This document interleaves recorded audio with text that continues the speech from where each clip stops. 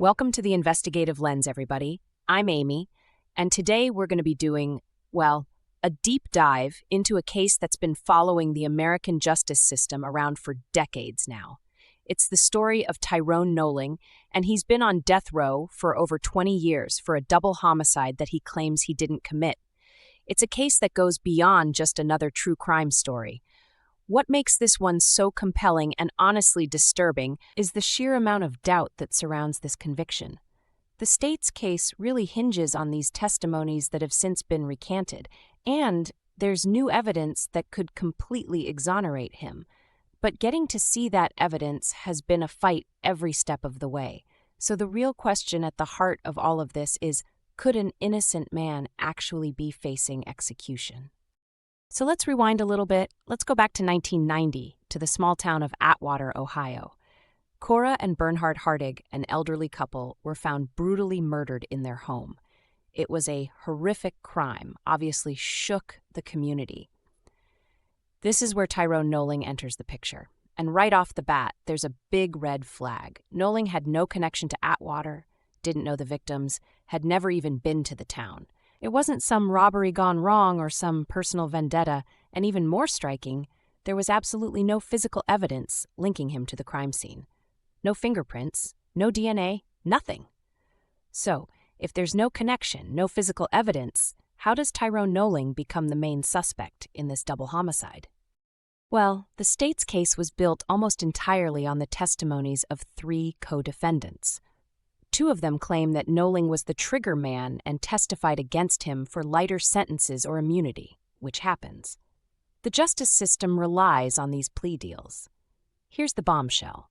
All 3 of these co-defendants have recanted their testimonies.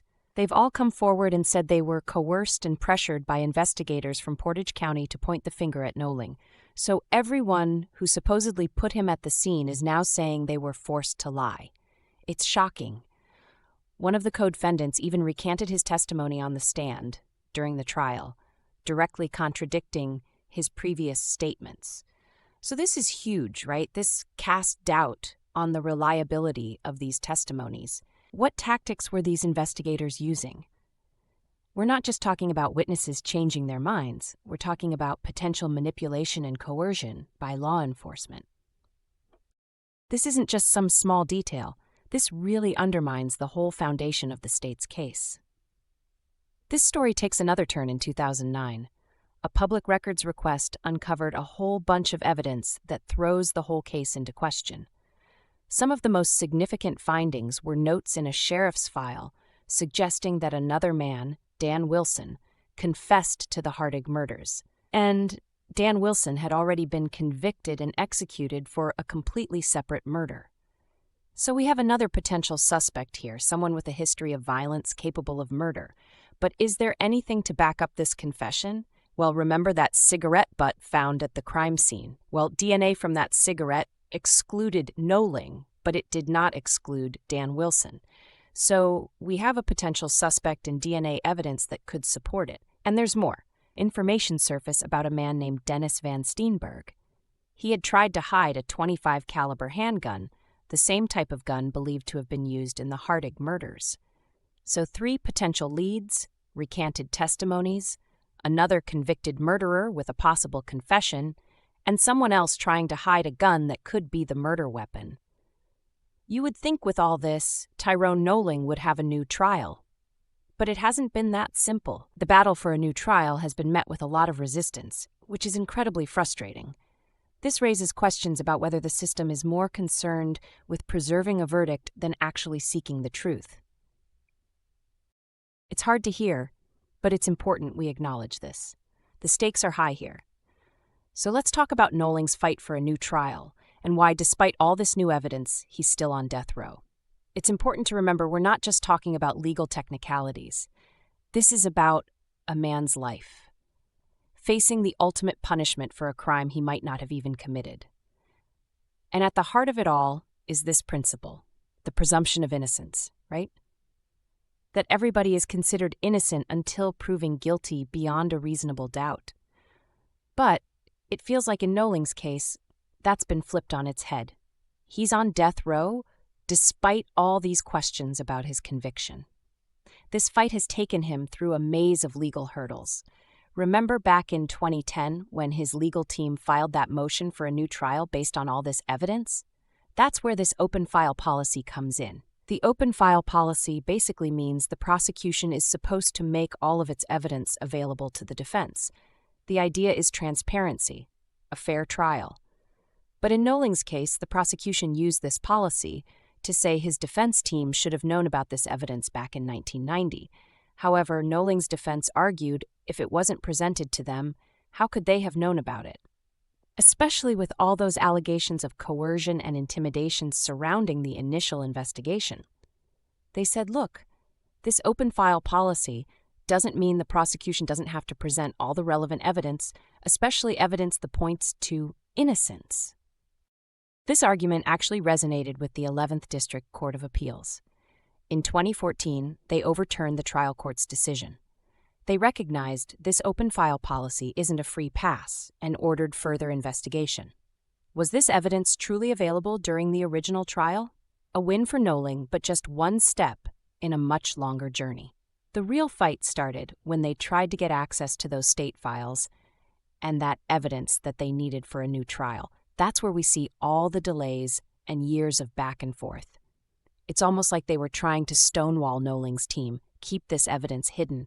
So despite the court orders to access the files, Noling's team faced denials, appeals, constant roadblocks, years of fighting, appeals, evidentiary hearings, until finally Judge Doherty granted them access in July of 2023. Almost a decade of legal battles just to get information that could prove a man's innocence. It shows just how hard it is to overturn a wrongful conviction, even with mounting evidence. It makes you wonder why they resisted so much. Was it about protecting the investigation or something else? We can't know for sure, but it does raise questions about transparency and fairness. If they have nothing to hide, why make it so hard to see the evidence? It just feeds that skepticism. The system is more concerned about its image than serving justice. And this isn't just about Tyrone Noling. His story is powerful, but it's not unique. There are so many people fighting these same battles, trapped in a system that seems to keep them silent. That's why these cases are so important. They force us to look at the uncomfortable truth of the justice system and demand better. So we've talked about the legal obstacles, the fight for the evidence, the delays, but let's shift gears a bit and talk about the human cost here. Tyrone Noling has spent over 2 decades on death row. Can you imagine living every day with that hanging over you, knowing that the state could end your life for something you didn't do? The mental and emotional toll has to be devastating. And it's not just him, it's also his family and loved ones. They're all carrying this injustice. We're not just talking about legal principles, we're talking about real people, real lives affected by this case. It's a good reminder that we need compassion and empathy in our system. We have to remember, behind every case file, there's a human story. We focused a lot on the flaws of the system, but let's acknowledge those working to fight these injustices. People like Jason Flom with his Wrongful Convictions podcast, journalists like Michael Douglas at the Akron Beacon Journal, organizations like the Ohio Innocence Project, Noling's legal team. It's crucial work. They're giving a voice to those who don't have one, shining a light on these cases and pushing for a reform. And it's making a difference. It's making a difference by raising awareness and starting conversations about the need for a more just system. They're showing us that we don't have to just accept the status quo. We can fight for better, hold those in power accountable. We've covered a lot, but we haven't even talked about those state files, the evidence Noling's team fought so hard for. What did they find? What does it mean for Noling's fight for freedom? Well, we have to understand those files weren't just neatly organized documents, right? It was years of material notes, reports, witness statements, who knows what else. It was a huge task to go through all of it, like an archaeological dig, except they're looking for truth instead of artifacts. And like with any dig, it takes patience and attention to detail. One of the key takeaways was about those recanted testimonies. The co-defendants said they were pressured by investigators, specifically Ron Craig, to implicate Noling, and the files show some inconsistencies and troubling patterns in how those statements were taken. For example, there were differences between the initial statements and the later testimonies. Details changed, timelines were different. There were even contradictions between what they told investigators and what they said in court. It wasn't just that they recanted. Their stories changed over time, maybe because of the investigators. And when you look closer at Ron Craig's methods, there's a history of questionable tactics to get confessions. His name comes up in other cases where convictions were overturned because of coercion, so he's not exactly the most reliable guy. His credibility is definitely in question, and these files just add to that. It seems like he was more worried about closing the case than finding the truth. It makes you think, was Noling framed for these murders? It's a big accusation, and it needs to be investigated fully. The files definitely raise enough questions about the original investigation and the investigators. It makes you wonder how many other cases are out there with similar problems, where innocent people are imprisoned because of forced confessions or tampered evidence. That's the scary part. This case shows us that wrongful convictions aren't just rare mistakes. There's a systemic problem that we need to address. So what happens next for Noling's legal team? What does this access to the files mean for him? Now they can really push for a new trial. They have evidence of the coerced testimonies, the inconsistencies in the statements, the possible involvement of Dan Wilson, and no physical evidence linking Noling to the crime. So it's not just he said anymore. They can challenge what the prosecution said back in 1990, show a different story, one where Tyrone Noling was wrongly accused and convicted. But even with all this, it's still a long road ahead. A new trial isn't certain, and even if they get one, there's no guarantee of an acquittal. The legal system is complex and takes time, but this access to the files is a turning point. It gives Noling a real chance, an opportunity to clear his name and get the justice he deserves. We asked at the beginning, could someone spend decades on death row for something they didn't do? Tyrone Noling's case shows us that this isn't just a hypothetical question. It's the reality for too many people. His story is a reminder of how wrongful convictions impact real people, the problems within the justice system, and how badly we need reform. But it's also a story of resilience, the fight for truth. And it shows how important it is that we hold our systems accountable and fight for a better future where justice is truly served. This case is far from over. There are still legal battles to be fought, evidence to go through, and stories to tell. But with this new information, there's hope that the truth will come out.